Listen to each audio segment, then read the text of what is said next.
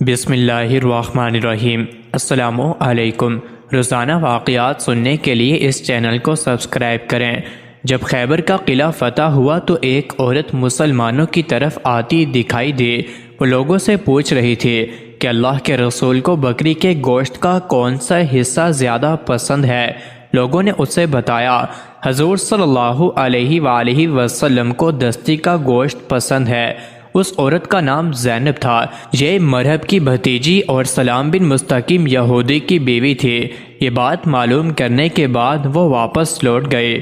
اس نے ایک بکری کو ذبح کیا، پھر اس کو بھونا اور اس کے دستی والے حصے میں زہر ملا دیا۔ آپ صلی اللہ علیہ وآلہ وسلم مغرب کی نماز پڑھ کر واپس تشریف لائے تو اس عورت کو منتظر پایا۔ آپ صلی اللہ علیہ وآلہ وسلم نے اس سے آنے کا سبب پوچھا تو وہ بولی، اے ابو القاسم، میں آپ کے لیے ہدیہ لائی ہوں۔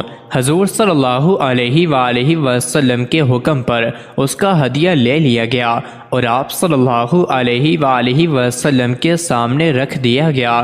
اس وقت وہاں بشر بن برا بن معرور رضی اللہ عنہ بھی موجود تھے۔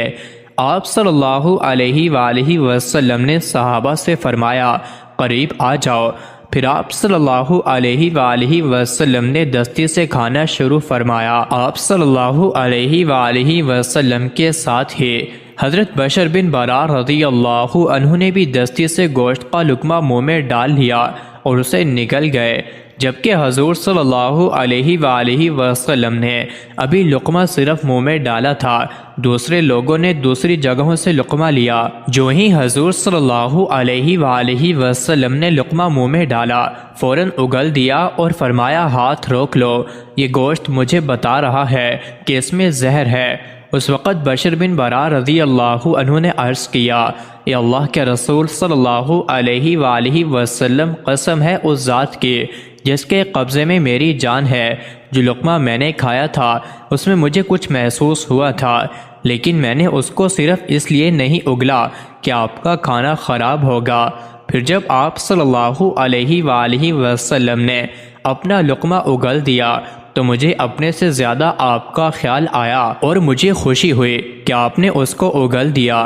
اس کے بعد ان کا رنگ نیلا ہو گیا۔ وہ 1 سال تک اس زہر کے زیر اثر رہے اور اس کے بعد فوت ہو گئے۔